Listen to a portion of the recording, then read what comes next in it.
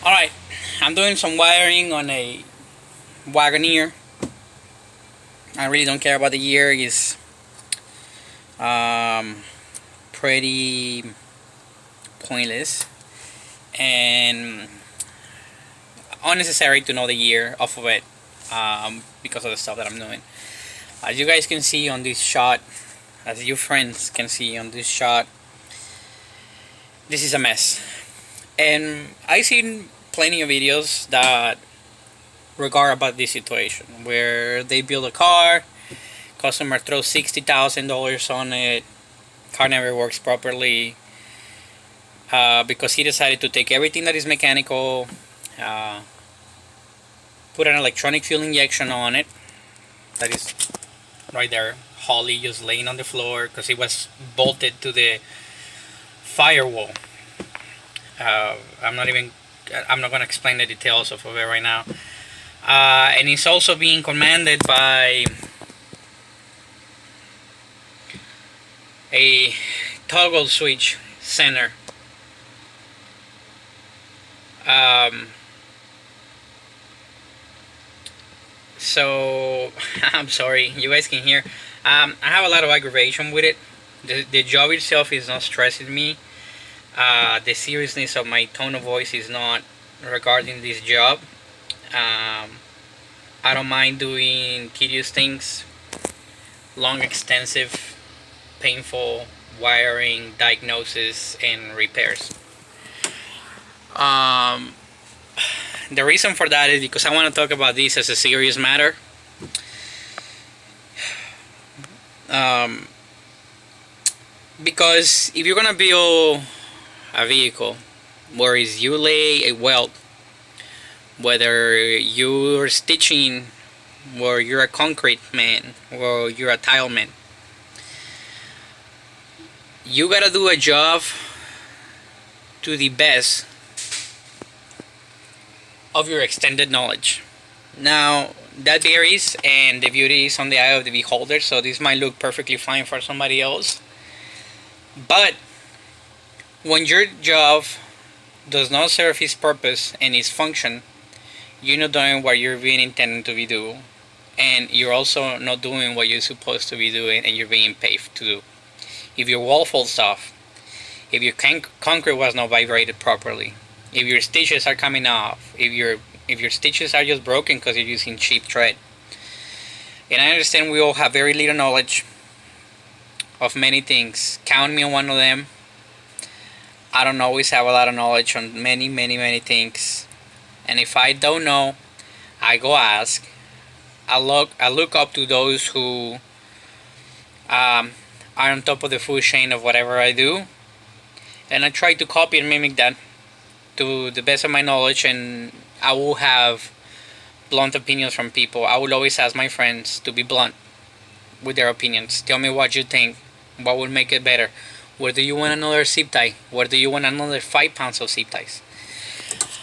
I'm gonna show you guys a quick shot, and I keep saying guys, so please female friends and anybody else that their gender is not, it doesn't get described like that, please excuse me. I'm used to it. You see these wires right here on the spark plug wires, and I'm sorry, it's just so much mess on the wiring. Radiator hoses, I mean coolant hoses, and power steering and hydro boost hoses. You can see that what a, not even $2, because it's not $2 of zip ties in here. You probably have 50 cents, but you can see what 50 cents of zip ties will do. These wires were tangling, getting stuck, getting hit by the steering shaft. It was a bundle of wires right here. You can see some wires, and then but it was a bundle of wires right here. And this is the third time that I had a vehicle here in the shop, and I told the customer from the beginning that it needs to be addressed. Of this car, it doesn't matter if you have $1 million worth of paint and another $1 million worth of drivetrain. If you do not this properly, the car is never gonna run properly. So, long story short, The wiring harness got stuck in there. Pull the wires.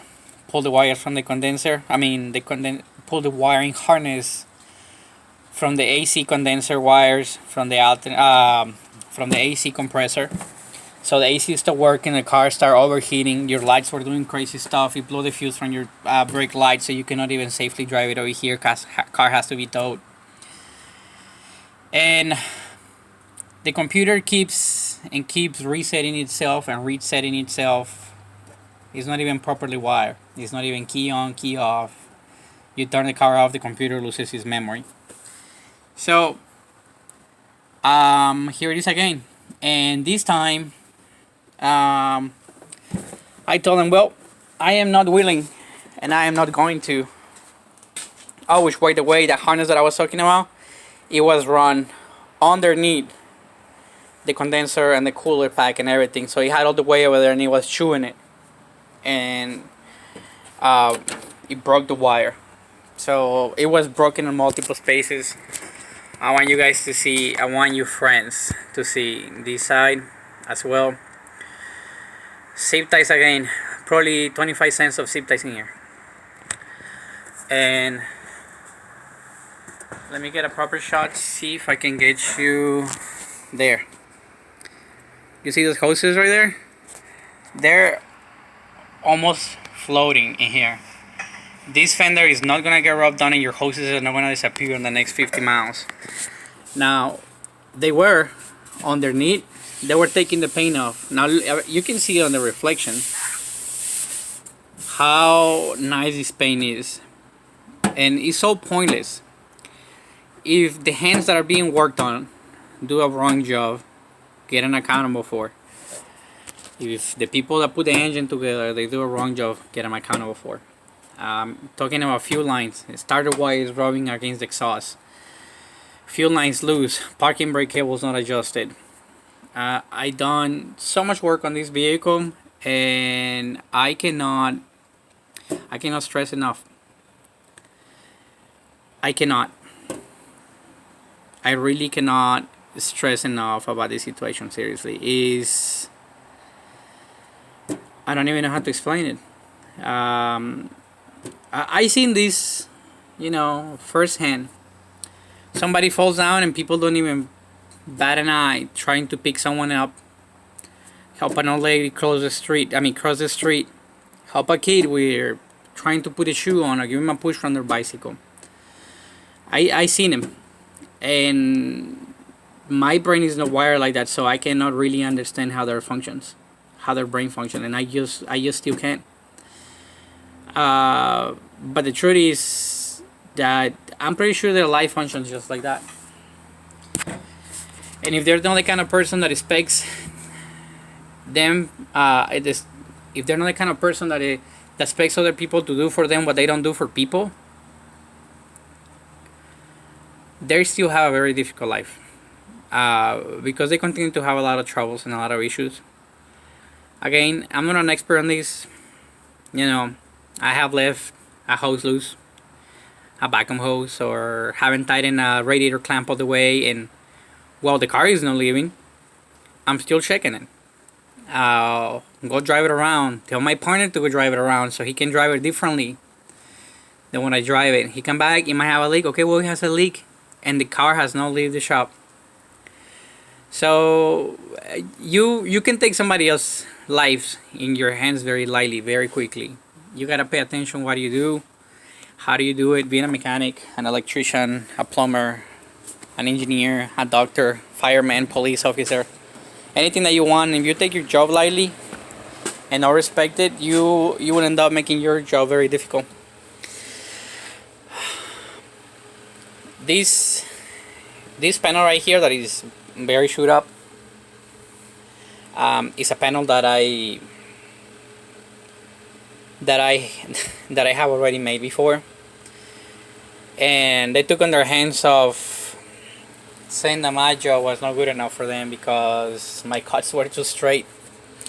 I guess, I don't know, that's really what I would think, because you can see that the switches are, one of them are pointing at 11 o'clock, one of them are pointing at 1, one of them are pointing at 12, and the other one is pointing I don't know, to their own house.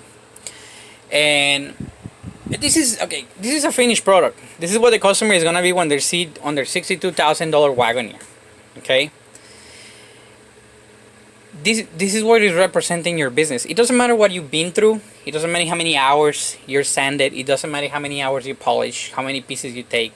It doesn't matter if you replace every seal and cranny on the whole car. If at the end of the day your doors don't close, don't seal, and your customer goes and touches a switch and it doesn't work, you don't have a finished product. You just don't. And stuff like this with a grinder, that is never gonna be a finished product. I'm sorry to say it like that, but it's just never gonna be a finished product. I try to understand really hard. I've been trying for the past 4 months. The car has been coming on and off, and I've been telling the customer from the beginning. I mean, this is the third time that you're gonna be paying us to fix some wiring issues. That if you fix the wiring, then you won't have wiring issues. I mean, with all the respect, it's your money. Spend it as you please. But I gotta let you know that the third time that you bring it over here and you continue to have the same problem, I'm no longer gonna work on your vehicle if we don't get it repaired properly, because then it's a liability. I want when this car leaves the shop to be the last time that it has a wiring issue. That's the way that I do things. Everybody's free to do their own things their own way. I don't really care. But this thing doesn't even have grommets. It does not have grommets anywhere. And when you have a battery wire going through a sharp edge on your frame, it's pretty obvious that you must have a grommet in there, because that wire is gonna wear off. It's gonna go through and it's gonna cut whatever it is and short and burn whatever it is. And the customer could be on the middle of the Appalachian trails. I mean, the truck has a very nice transfer case. It has very nice wheels. It has very nice. I mean, you can see it has tons of clearance underneath. It has probably 2 feet and some. Very nice axles. Very nice brakes. Very nice, very nice setup. But everything that you're seeing underneath here, I haven't to touch it, because somebody decided that they were too much in a hurry to do volume and not quality. Believe me, if a customer like this has money to put $62,000 on a vehicle, I don't think they will mind for another $200 that you put in them, so they don't have to come back with an issue, you know. If they come back happily, well, it's money that you can make. And seriously, you charge a happy customer whatever you want, because he's doing a proper job. I'm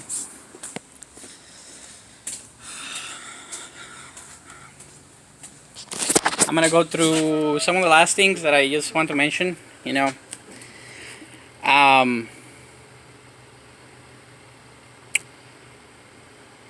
this vehicle had painless wiring system.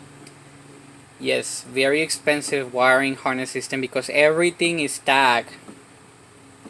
It comes with very self-explanatory wiring diagrams. So it is painless when you're working on. I know some people, believe me, that they like to make their things pain, as much as pain free as they can. And this bucket right here that I'm gonna show you, well, this cardboard box demonstrates just that. That is wiring and circuits that they were just laying there, connected to nothing, hanging in there. And some of these wires are very thick wiring. They're very, very heavy gauge. There is a bunch of wiring in here and harnesses that if you wouldn't use them, they wouldn't be in a really nice painless job. I mean, this is some really thick gauge. And you have live wires just hanging in there.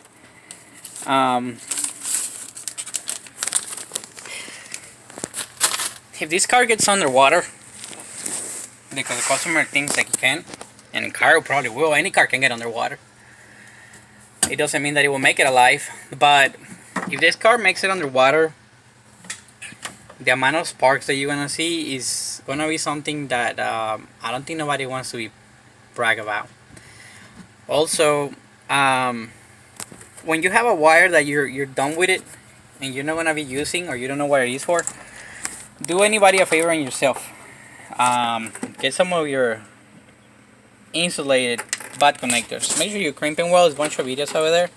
If you don't know how to do them or yeah, if you don't know how to use them, YouTube is the master of telling you how to do things. There is a bunch of experts in there. Well, once my phone decides to focus. As you friends can see, this end right here on the back is very clear. That means that it's properly sealed. It even push the air bubbles out. And this side, you see that little foaming thing sticking out of it. Oh, I just noticed I have a broken nail. Oh well. That'll keep your water out.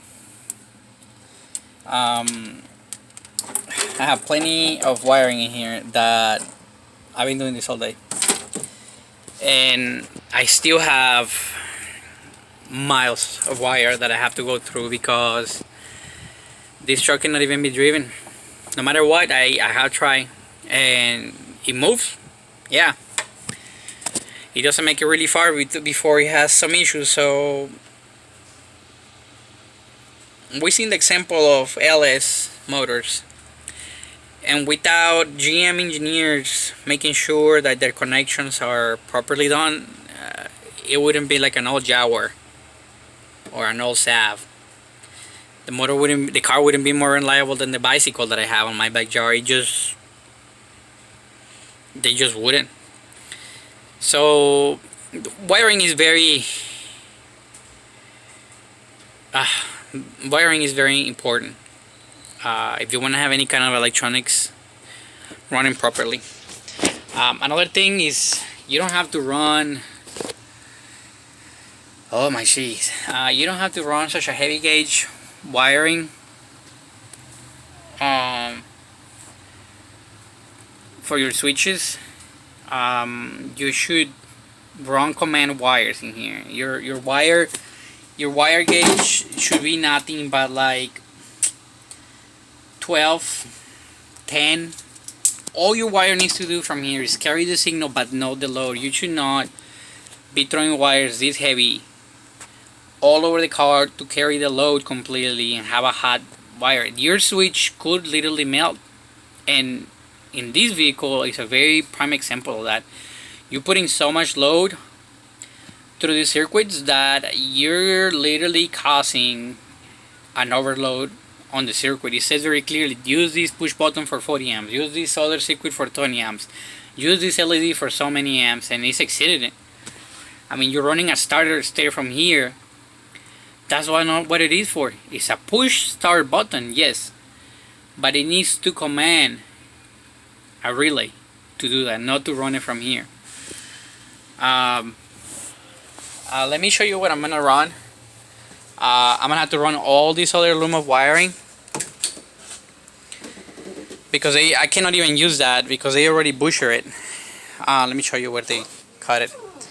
This is the harness. This is the harness right here, and you see those big gauge wires, the yellow and the red one. Those were the only wires that had power. Everything else was just chopped and just cut. So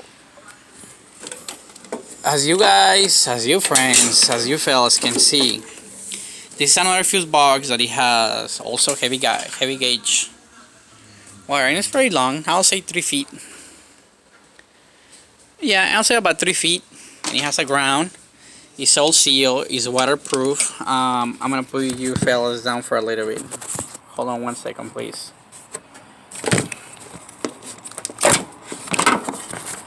It has plenty of ports, fuses. This is more a universal application. You're not gonna have one saying, well, wire this one to your lights, wire this one. Now this is, you use it to whatever you want. Run your starter, run your AC compressor, run your backup lights, run your wiper blades, run your hazard lights. These ones are all circuits that they are all they need a signal, right? So they're relays. They have a high output. You can get like 40 amps out of each one. So let me read, actually 35 amps or 20 amps out of each one. So it's a bunch of stuff that you can run out of these guys. And then you can see that some of these fuses are 30 amp and 15 amp. Everything that is 50 amp is a circuit with the key off, power on. So hot at all times. You want to run things like your cigarette lighters, maybe your windows, your locks. Maybe if you have an onboard air, maybe you want to run that one. And then probably you want to run something that commands your fog lights or your off-road lights. Reason that you want to have those, so when the car is on, if it's raining, you can roll your windows up. Turn your lights on without necessity coming, turning the key on and turning it back on, and yada yada. You can even have one of those keyless ones that keyless relay center. I mean, cordless. So it's just a little push button and you turn the lights on, designated for whatever channel. That way you make your system more reliable and more reliable and more reliable. If it pops a fuse, well, you come and look at it. Oh, okay, well, such circuit is not working, the lights are not working. Okay, well, let me go check. My fuse is blown. Okay, why is my fuse blown? Oh, I just bashed it against a rock, it grounded to the bumper or whatever. Easy. Waterproof. Let's see how long it takes. There it goes.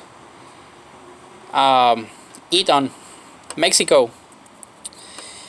So bunch of good stuff in here, bunch of good wirings. The diagram is like super simple, probably too simple for some people, to be honest. Too simple, I will say. And so yep, that's all I have for you, friends. God bless you all. Do your best, whether you do your hair or you cut your lawn.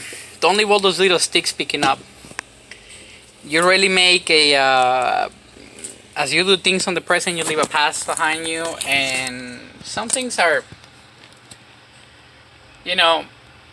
some things are okay in life, to no stress over them. Absolutely. Like, oops, you left a spoon on the plate that you just put on the microwave, sparks came out. Okay, well, it's fine, house is not on fire, get it out. But some other things is like